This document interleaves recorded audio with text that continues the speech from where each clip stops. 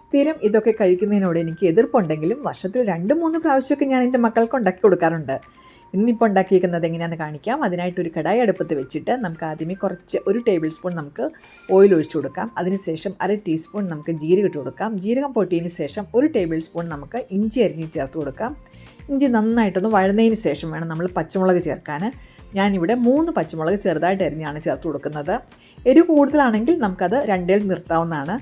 പിന്നെ ഒരു മീഡിയം സൈസിലുള്ള സവാള ചെറുതായിട്ട് അരിഞ്ഞത് നമുക്ക് അതും കൂടി ചേർത്ത് കൊടുക്കാം. എന്നിട്ട് എല്ലാം കൂടി നന്നായിട്ടൊന്ന് വഴറ്റുക.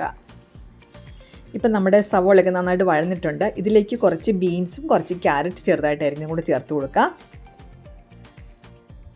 എന്നിട്ടിത് നന്നായിട്ടൊന്ന് ഇളക്കിയതിന് ശേഷം നമുക്ക് മൂടി വെച്ചിട്ട് ഒരു 4-5 മിനിറ്റ് വെയിറ്റ് ചെയ്യാം. ഇപ്പോൾ ഇത് രണ്ടും നന്നായിട്ടൊന്ന് വെന്തിട്ടുണ്ട്. എന്നാൽ ക്രഞ്ചിനെസ് ഒട്ടും മാറിയിട്ടുമില്ല. ഇതിലേക്ക് ആവശ്യത്തിന് ഉപ്പും കൂടി ചേർത്ത് കൊടുക്കാം.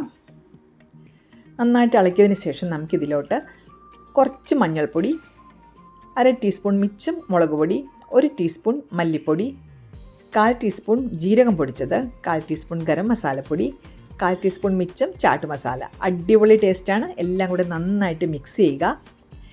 ഇനി ഇതിലോട്ട് നമുക്ക് പുഴുങ്ങി വെച്ചിരിക്കുന്ന നമ്മുടെ ഉരുളക്കിഴങ്ങൊന്ന് പൊടിച്ച് ചേർത്ത് കൊടുക്കാം. എന്നിട്ട് ഇതെല്ലാം കൂടെ നന്നായിട്ടൊന്ന് മിക്സ് ചെയ്യുക. ഈ ചാട്ട് മസാല ഒന്നും സ്കിപ്പ് ചെയ്യരുത് കേട്ടോ. അടിപൊളി ടേസ്റ്റാണ് നമ്മളുടെ ഇതിൻ്റെ കട്ട്ലേറ്റിന്. ഉപ്പ് കുറച്ച് കുറവായിരുന്നു, അതാണ് രണ്ടാമത് വീണ്ടും ഒന്ന് ചേർത്ത് കൊടുത്തത്.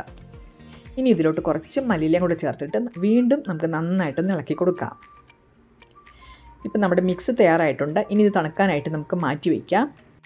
ഇനി ഒരു ബൗളിലോട്ട് ഒരു 2 ടേബിൾ സ്പൂൺ നമുക്ക് മൈദ ഇട്ട് കൊടുക്കാം. എന്നിട്ട് ആവശ്യത്തിന് ഉപ്പും കൂടി ചേർത്ത് നന്നായിട്ടൊന്ന് മിക്സ് ചെയ്യുക.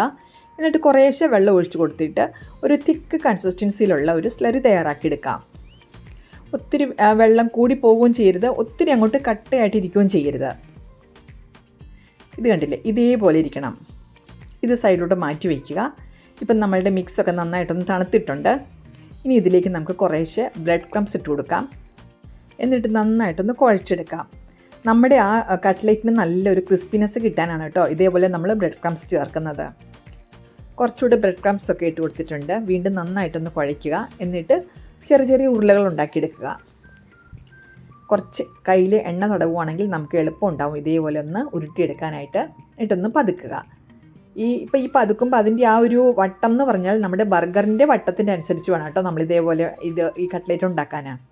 ബർഗറിൻ്റെ ആ ഒരു വട്ടത്തേക്കാൾ ഒരു കുറച്ച് ചെറുതാണെങ്കിലും കുഴപ്പമില്ല. ഒത്തിരി ചെറുതാവുകയും ചെയ്യരുത്, വലുതാവുകയും ചെയ്യരുത് കേട്ടോ. ഇതേപോലെ ആക്കിയിട്ട് നമുക്ക് സൈഡിലോട്ട് മാറ്റി വയ്ക്കാം. എന്നിട്ട് നമ്മുടെ സ്ലറി ഒന്നുകൂടെ ഒന്ന് ഇളക്കിയതിന് ശേഷം നമുക്ക് അതിലോട്ട് നമ്മുടെ ഈ ഉണ്ടാക്കി വെച്ചേക്കുന്ന കട്ട്ലേറ്റ് ഇട്ട് കൊടുക്കാം. എന്നിട്ട് നേരെ ബ്രെഡ് ക്രംസിൻ്റെ മീതെ നമുക്ക് ഇട്ട് കൊടുക്കാം. എന്നിട്ട് അതിൻ്റെ 2 സൈഡിലും നന്നായിട്ട് ബ്രെഡ് ക്രംസ് നന്നായിട്ടൊന്ന് പതുക്കി ഒട്ടിച്ച് വയ്ക്കുക. നമ്മുടെ കട്ട്ലേറ്റിൻ്റെ പുറം ഭാഗമൊക്കെ നല്ല ക്രിസ്പി ആകാനാണ് നമ്മൾ ഇതേപോലെ ബ്രെഡൊക്കെ നല്ലതായിട്ട് പൊതിഞ്ഞ് കൊടുക്കുന്നത്. ഇനി ഇത് നേരെ ചൂടായ എണ്ണയിലോട്ട് നമുക്ക് ഇട്ട് കൊടുക്കാം. നമ്മളിത് ഡീപ് ഫ്രൈ അല്ല ചെയ്യുന്നത്, ഷാലോ ഫ്രൈ ആണ്. ഒരു സൈഡൊന്ന് മൊരിഞ്ഞതിന് ശേഷം നമുക്കിതൊന്ന് മറിച്ചിട്ട് കൊടുക്കാം. 3-ാമത്തേതും കൂടെ ഞാൻ ഇതിലോട്ട് ഇട്ടിട്ടുണ്ട്. ഇടയ്ക്കിടയ്ക്ക് ഇതെല്ലാം ഒന്ന് തിരിച്ച് മറിച്ചിട്ട് കൊടുക്കുക.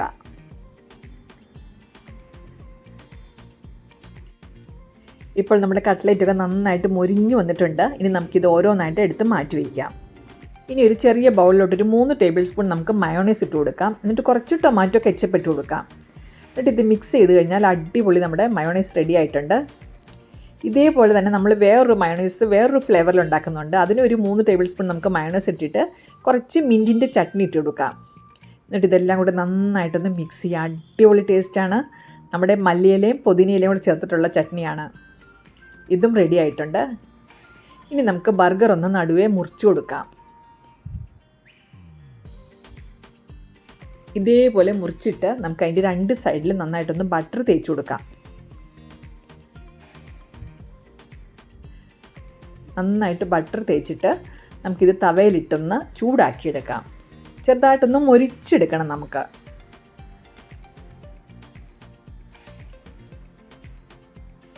ഇപ്പോൾ കണ്ടില്ലേ, ആ സൈഡൊന്ന് മുരിഞ്ഞിട്ടുണ്ട്. മുരിഞ്ഞതെല്ലാം എടുത്ത് സൈഡിലോട്ട് മാറ്റി വയ്ക്കാം. എന്നിട്ട് അതിൻ്റെ മീതെ കുറച്ചുകൂടെ ഒന്ന് ബട്ടർ തേച്ചിട്ട് നമുക്ക് ഒന്നുകൂടെ ഒന്ന് ചൂടാക്കിയെടുക്കാം. ഇപ്പോൾ എല്ലാം നമ്മുടെ നന്നായിട്ട് മൊരിഞ്ഞ് വന്നിട്ടുണ്ട്. ഇനി ഒരു പ്ലേറ്റിലോട്ട് നമുക്ക് ഒരു ബർഗറിൻ്റെ അടിഭാഗം വെച്ചിട്ട് കുറച്ച് ആ കെച്ചപ്പ് ചേർത്ത മയോണൈസ് ഒഴിച്ചു കൊടുക്കാം. നന്നായിട്ടൊന്ന് സ്പ്രെഡ് ചെയ്തതിന് ശേഷം ഒരു ലെറ്റൂസ് വെച്ച് കൊടുക്കാം.